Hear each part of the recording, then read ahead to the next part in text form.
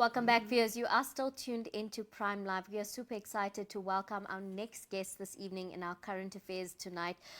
Joining us this evening is actually the environmental activist as well as the coordinator of the South Durban Community Environmental Alliance, who will be joining us very shortly. We do know that the UN COP29 climate conference opened on Monday in Azerbaijan, where more than 75 world leaders were in attendance for talks to negotiate a better climate deal for the planet and to agree on financing for the loss and damage fund.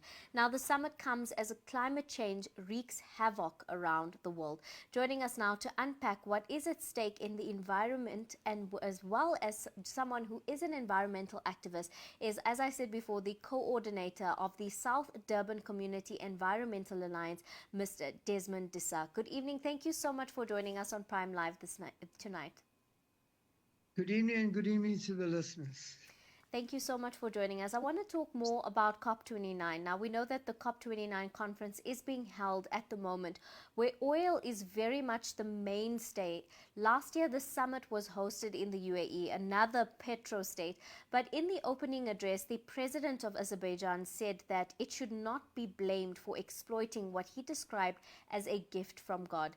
Is the case for climate change at a disadvantage at the moment? Well, yes, certainly the COPs is where the spaces are being created for governments as well as the corporations to come together and shape their own plans. That doesn't include 99% of society all over the world who are directly affected with the climate crisis that we're currently facing. And being in Durban, we had a number of incidents that have occurred over here. So we're at the crossroads, really at the crossroads. And Abidjan is not the place to be because we know that the regime of Abidjan is very linked closely to the rise and increase in the exploration of oil and gas. Thank you for sharing that. In any case, I want to also talk about an important aspect. Money is the most important consideration at these talks. Can you talk to us a bit more about, what is the loss and damage fund? What will it be funding? Can you take us through what it actually means?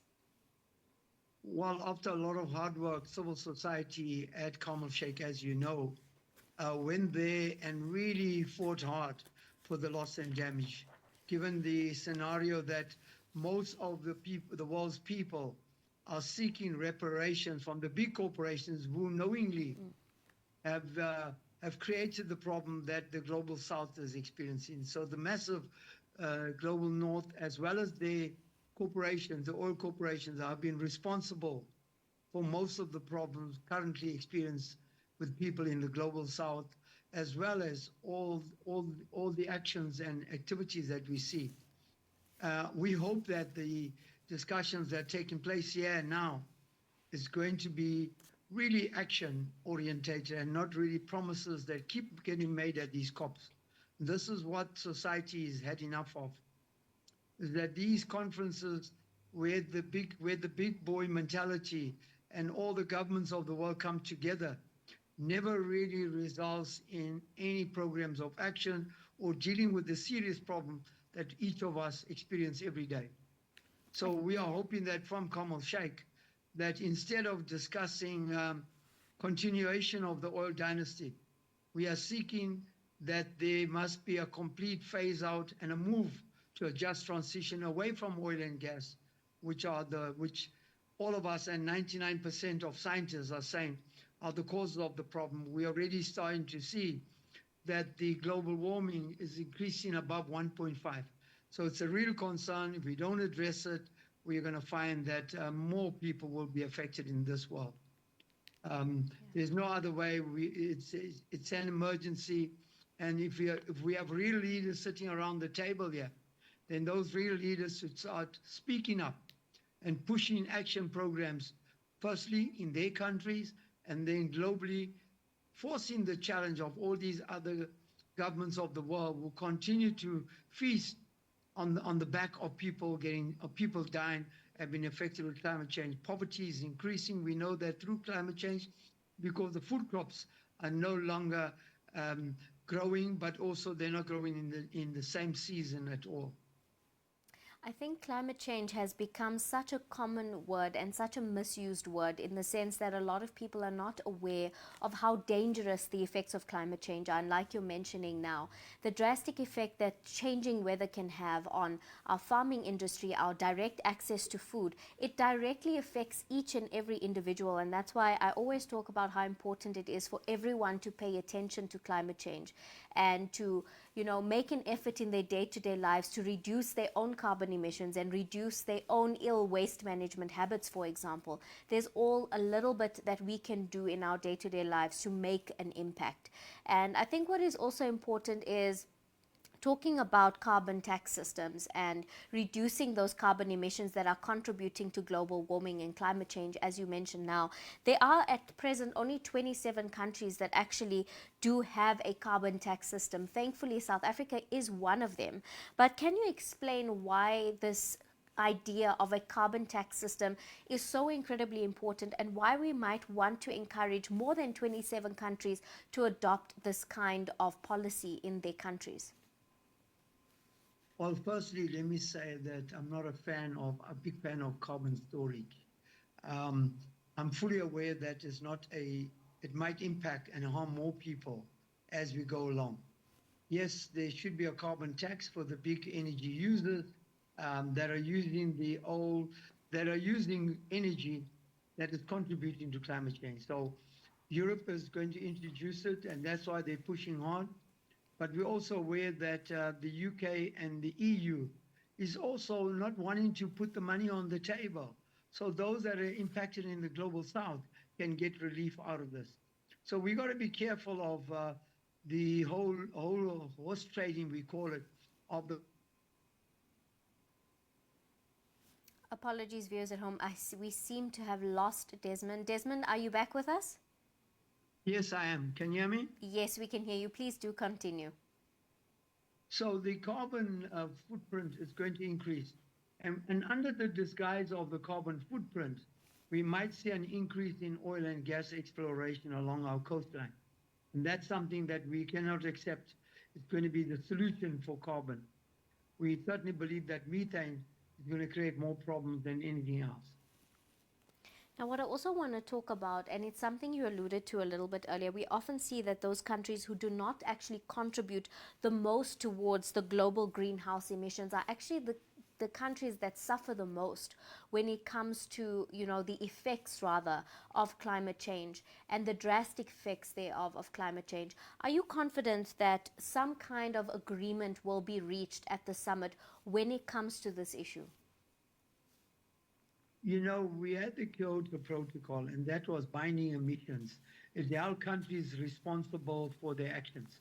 When they dismantled the Kyoto Protocol and brought in all these voluntary agreements, it doesn't challenge any government to adhere to those principles. It doesn't allow it does allow the corporations to get away because it's not binding.